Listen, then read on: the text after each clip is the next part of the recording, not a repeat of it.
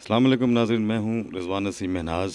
آج news watch کے programme سوچ میں ہمارے ساتھ جو شخصیت موجود ہیں، کرنل ہیں، ریٹائرڈ ہیں، اور اجمل صابر راجہ صاحب ہمارے ساتھ موجود ہیں۔ انہوں نے ابھی پی ٹی آئی میں شمولیت کی، ان سے آج ہم بات کریں گے۔ السلام علیکم کرنل صاحب۔ وعلیکم السلام جی۔ سر کیسے ہیں آپ؟ الحمدللہ بالکل فرسٹ کلاس، ٹھیک ٹھاک۔ تھینک یو سر، آپ نے آج ہمیں ٹائم دیا۔ آپ ریٹائرڈ ہوئے، آپ فوج میں تھے، ریٹائرڈ ہوئے، اور ریٹائر جب آپ ہوئے تو آپ نے شمولیت پی ٹی آئی میں کی، کیا سوچ کے کی کہ آپ پی ٹی آئی میں آئے؟ دراصل یہ ایک ایسی داستان ہے جو میں اپنے تقریروں میں تو اکثر لوگوں کو بتاتا ہوں۔ ریٹائرمنٹ کے بعد میں، کیونکہ میرا تعلق ایک دیہات سے ہے اور وہ چکری کے علاقے میں، جدھر سے جو میرا حلقہ ہے NA-59، اس میں میرا گاؤں ہے، تو پہلے تو فوج میں رہتے ہوئے ادھر کوئی اتنا آنا جانا نہیں تھا، لیکن آفٹر ریٹائرمنٹ میرا جب آنا جانا شروع ہوا تو وہاں پہ میں نے محسوس کیا کہ لوگ ہمارے جو ہیں وہ بڑے ہی بیچارے پھنسے ہوئے ہیں غربت میں، اور کچھ پولیٹیشنز، اور خاص طور پہ ایک دفعہ چوئی نثار صاحب ہمارے گاؤں آ رہے تھے، تو ان کے بارے میں جب وہ باتیں کر رہے تھے کہ جی آ رہے ہیں، اور بڑے ایکسائٹیڈ تھے کہ ان سے کوئی کام نکلوائیں گے، لیکن جب چوئی صاحب آئے ہمارے گاؤں میں تو ادھر کوئی بولے ہی نہیں، ان کے سامنے کوئی بات کر ہی نہیں سکا۔ بلکہ ایک اور گاؤں کا آدمی تھا، تو انہوں نے کوئی چوئی صاحب سے وہ جو ان کا ایشو تھا کوئی، اس کو ہائی لائٹ کرنے کی کوشش کی، تو چوئی صاحب نے ان کو بھی روک دیا کہ جو اس گاؤں والے، ان کی زبان نہیں ہے کیا کہ یہ نہیں بول سکتے، آپ ان کی وہ وکالت کر رہے ہیں تیسرے گاؤں سے آ کے؟ ادھر وہ بھی چپ ہو گئے۔ تو جب چوئی صاحب اٹھ کے گئے تو میں نے ان سے پوچھا کہ یار آپ لوگ اتنی تیاری کر رہے تھے، تو یہ کیا چکر ہے کہ آپ نے ان سے بات نہیں کی؟ تو انہوں نے کہا جی چوئی صاحب ناراض ہو گئے تھے تو اس وجہ سے۔ تو میں نے یہ دیکھا کہ یار یہ اتنے غلام قسم کے لوگ بنے ہوئے ہیں اس کے آگے، تو ادھر سے پھر میرا ایکچولی مجھے یہ ذہن میں آیا کہ یار ان کو اس غلامی سے نکالنا چاہیے۔ تو اس چکر میں پھر میرا یہ بنا کہ یار چلو میں اس بندے کے سامنے کھڑا ہوں گا، اور میں انسیڈنٹلی خان صاحب کو فالو کر رہا تھا، پہلے ان کی بات چیت سنتا رہتا تھا۔ تو ابھی پھر میں نے وہ سوچا کہ جی چلو میں پارٹی جوائن کروں، تو پارٹی میں نے 2011 میں پی ٹی آئی جوائن کی، اور الحمدللہ اللہ نے مہربانی کی کہ تھوڑے ہی عرصے میں کافی پرومیننٹ ہو گیا اپنی پارٹی میں، اور پارٹی نے مجھے پچھلا جو الیکشن تھا 2013 والا، اس میں مجھے NA کا ٹکٹ دے دیا چوئی نثار کے خلاف، تو میں ایک الیکشن بھی لڑ چکا ہوں، اور الحمدللہ کوئی 70,000 ووٹ بھی میرے کریڈٹ میں ہے۔ اور یہ ایک بات آپ کے ذہن میں رہے کہ اس حلقے کا، میرے حلقے کا رزلٹ 3 دن کے بعد آیا تھا۔ چوئی نثار صاحب ہمارے RO کو لے کے غائب ہو گئے تھے، اور 3 دن کے بعد آ کے وہ رزلٹ لگا تھا۔ تو انہوں نے کیا ان 2 دنوں میں، 2 راتوں میں کیا، وہ میں کچھ نہیں کہوں گا، لیکن جو فائنلی انہوں نے رزلٹ شو کیا وہ 70,000 کے قریب۔ یہ مجھے بتایا، آپ نے بھی بتایا کہ آپ نے جب چودھری نثار صاحب آئے آپ کے گاؤں میں، حلقہ 59 میں، NA-59 میں، آپ نے دیکھا کہ مطلب یہاں پہ جو سی ہے غریب لوگ جو ہیں صرف ان سے ڈرتے ہیں جن کے پاس پاور ہے، ان کا ساتھ بھی دیتے ہیں، ان سے ڈر کے ان کو ووٹ بھی دیتے ہیں۔ آپ کو یہ چیز اپیل کی، پھر آپ پی ٹی آئی میں آئے۔ یہ مجھے بتائیں کہ پی ٹی آئی میں آپ خان صاحب کی کون سی چیزوں کو دیکھ کے آئے؟ ایک تو یہ بات ہوگی آپ نے یہ چیز دیکھی، اور خان صاحب میں آپ نے کون سی کوالٹی دیکھی کہ آپ نے پی ٹی آئی کو جوائن کیا؟ دیکھیے جی، خان صاحب ایک ویل ریڈ آدمی ہیں، ٹھیک ہے وہ ایک کھلاڑی ہیں، وہ بھی اس میں بڑے پرومیننٹ رہے، لیکن خان صاحب نے جو سوشل ویلفیئر کے لیے جو کام کیا وہ بڑا پرومیننٹ ہے۔ شوکت خانم دیکھیں لوگ کس طریقے سے ان کے اوپر اعتبار کرتے ہیں۔ اس کے علاوہ انہوں نے جو یونیورسٹی بنائی اس کو دیکھیں، لوگوں کے لیے کام کیا۔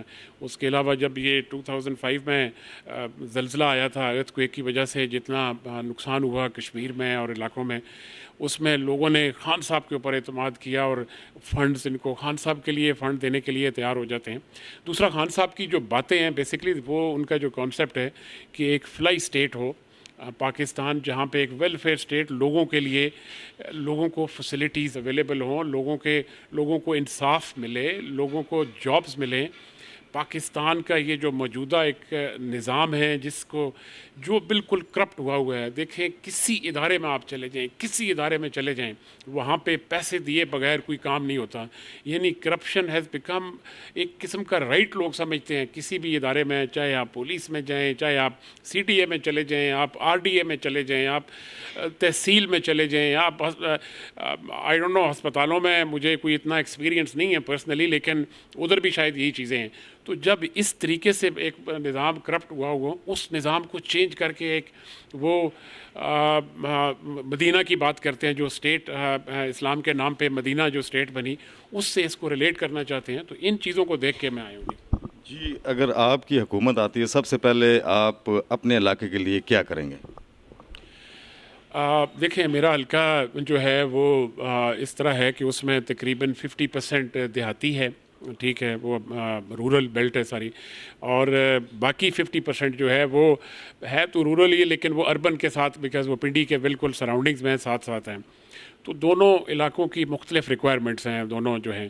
ایک تو جو دیہاتی بیلٹ جو ہے اس میں سب سے پہلے تو میرا یہ ایم ہے اور انشاءاللہ اللہ نے موقع دیا تو وہ چکبیلی خان کو تحصیل ہیڈ کوارٹر بنانا ہے. جی جب تحصیل ہیڈ کوارٹر بن جائے گا تو آٹومیٹکلی لائٹ فیسلٹیز جس میں ہاسپٹل، کالج، ایک کورٹ اور ڈی ایس پی وغیرہ، یہ جب لوگ بیٹھیں گے ادھر تو یہ this will create jobs for the people as well. اور اس علاقے میں ان کو ہیلتھ کی فیسلٹی بھی ملے گی، کالج بھی ہم دونوں لڑکے اور لڑکیوں کا انشاءاللہ جب بنائیں گے تو اس علاقے میں جو میں نے پہلے آپ سے شاید آف دا ریکارڈ بات کی تھی کہ جی ہمارے علاقے میں ایجوکیشن کا بڑا ایشو ہے، تو یہ ساری چیزیں آٹومیٹکلی پھر اس میں آ جائیں گی. جی ناظرین، ہم یہاں پہ چھوٹا سا بریک لیتے ہیں. بریک کے بعد پھر ہم کرنل صاحب سے بات کریں گے کہ یہ نیا پاکستان کسے کہتے ہیں اور کیسے دیکھ رہے ہیں، اس کے بارے میں ان سے ہم بات کریں گے.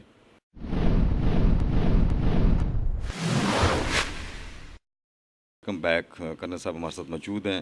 کرنل صاحب، یہ مجھے بتائیے گا کہ آپ لوگوں کا جو نعرہ ہے نیا پاکستان کس طرح بنائیں گے، کس طرح بنانا چاہ رہے ہیں آپ، اس پہ تھوڑا سا آپ بات کریں گے؟ میں اس کی میرے خیال ہے اگر مثال دے دوں تو وہ زیادہ اپروپریٹ ہوگا.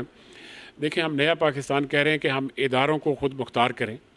ادارے جو ہیں وہ کسی شخصیت کے لیے یا کسی پارٹی کے لیے کام نہ کریں، بلکہ وہ اپنے عوام کے لیے جس مقصد کے لیے بنائے گئے ہیں اس کے لیے کام کریں. میں مثال دیتا ہوں، پولیس یہاں پہ پنجاب کے اندر پولیس جو ہے وہ ایک پرسنل پولیس بنائی ہوئی ہے نواز شریف صاحب نے. ان کے لیے وہ گارڈ ڈیوٹیز دے رہے ہیں ان کے جاتی عمرہ پہ اور جدھر جاتے ہیں ان کے کانوائز کے ساتھ، جبکہ پولیس کا کام جو ہے اور ان کی پوسٹنگز جو ہیں وہ یہ سارے مینیپولیٹ کرتے ہیں اور وہ سارے پولیٹیسائزڈ ہیں. لوگ پولیس کے ان کے محرون منت ہوتے ہیں کہ جی ہماری تبدیلی نہ کر دیں، تو لہٰذا جو یہ کہتے ہیں جائز ہے یا ناجائز ہے وہ کر دیتے ہیں.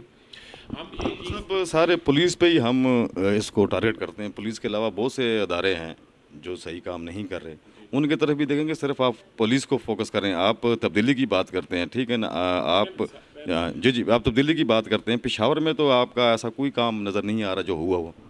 دیکھیں میں پولیس کی تو خالی مثال دے رہا تھا، ٹھیک ہے، پولیس بھی ہے اسی طریقے سے، لیٹ سے نیب ہے. آپ کے جو دیکھیں یہ گورنمنٹ جو ہے آپ نے عدالت کے کہنے کے اوپر انہوں نے بلدیاتی الیکشن کرائے، لیکن کیا بلدیات کے جو الیکشن ہوئے، جو بندے الیکٹ ہوئے، ان کو کیا انہوں نے امپاور کیا؟ آج تک نہیں کیا. ہم بات کرتے ہیں کہ جی یہ جو ہے نا پولیٹیسائز چیزیں نہیں ہونی چاہیے. پولیس کا خاص طور پہ جو میں بات کر رہا تھا، کے پی کے کا میں مثال یہ دینا چاہ رہا تھا، وہ ایک انڈیپینڈنٹ وہاں پہ آئی جی صاحب جو بیٹھے ہوئے ہیں، وہ اپنی مرضی سے لوگوں کی پوسٹنگ کسی کے کہنے کے اوپر کسی کو نہیں ہٹاتے. اسی طریقے سے آپ ہیلتھ والی فیسلٹی میں اگر آپ جائیں تو دیکھیں کے پی کے اندر تقریباً 5.5 لاکھ کا وہ انشورنس کارڈ جو ہے وہ لوگوں کو، غریب لوگوں کو ایشو ہوا ہے کہ وہ ان کے پاس ہو، ایمرجنسی میں کہیں کچھ ہوتا ہے وہ کسی ہاسپٹل میں چلے جائیں اور اپنا علاج کرائیں. یہاں پہ آپ دیکھیں اسلام آباد میں جائیں، آپ پیمز کے اندر جا کے دیکھیں کہ کیا حالات ہیں. آپ پنڈی میں جائیں، وہ 2-3 ہاسپٹل ہیں، جب میں چھوٹا سا تھا اس وقت کے بنے ہوئے ابھی تک وہی ہیں، کوئی اس میں ایڈیشن نہیں ہوئی. ان میں لوگوں کے برے حالات ہیں. تو ادارے آپ باقی جیسے آپ کی جو گورنمنٹ کے جتنے ڈپارٹمنٹس ہیں وہ سب پولیٹیکلی انفلوئنسڈ ہیں. ان کو انڈیپینڈنٹ کرنا چاہیے تاکہ وہ اپنا دیکھیں. یہاں تک کہ پہلے تو جوڈیشری بھی اسی طرح تھی. اب الحمدللہ اللہ کا فضل ہے کہ یہ جو چیف جسٹس ہیں میں ان کو سلوٹ کرتا ہوں کہ انہوں نے آ کے جس انداز سے یہ سارا سلسلہ شروع کیا ہے. ہم چاہتے ہیں کہ جی یہ اکراس دا بورڈ یہ جو کر رہے ہیں نا احتساب, یہ اکراس دا بورڈ ہونا چاہیے, کسی اسپیسیفک بندے کا نہیں, سب کا ہونا چاہیے. لیکن جب تک یہ کام شروع نہیں کریں گے تو کیسے ہوگا؟ تو ہم یہ بات کرتے ہیں کہ پاکستان نیا جس میں انصاف ہو اور سب کے لیے برابر ہو, ایک ہی قانون غریب سے غریب کے لیے بھی ہو اور ایک ہی امیر سے امیر کے لیے ہو. آپ نے کرنل صاحب کی بات سنی کہ ایک ہی قانون ہو, وہی قانون غریب کے لیے بھی ہو, وہی قانون امیر لوگوں کے لیے بھی ہو. کرنل صاحب لاسٹ میں کوئی میسج دیں سماجی کارکن کے لیے بھی اور سیاسی کارکن کے لیے؟ بس یہ پیغام میرا عوام کے لیے یہ ہے کہ پاکستان جس سٹیج پہ پہنچا ہے, 70 سال لگے ہیں یہاں پہ پہنچنے پہ, اور جس طریقے سے مختلف اور خاص طور پہ یہ جو پچھلے 10-15 سال گزرے ہیں جس میں 10 سال یہ اور اس سے پہلے جس میں نواز شریف صاحب پاور میں تھے, یہ تباہی کی طرف لے کر گئے ہیں پاکستان کو. اور اب آپ کے پاس ایک موقع ہے کہ پاکستان تحریک انصاف کی شکل میں عمران خان جیسا لیڈر موجود ہے اور ان کی پارٹی, اس کا جو ایم ہے وہ پاکستان کو ایک سیدھے راستے پہ لگانا اور ایک فلائی سٹیٹ بنانے کا ہے.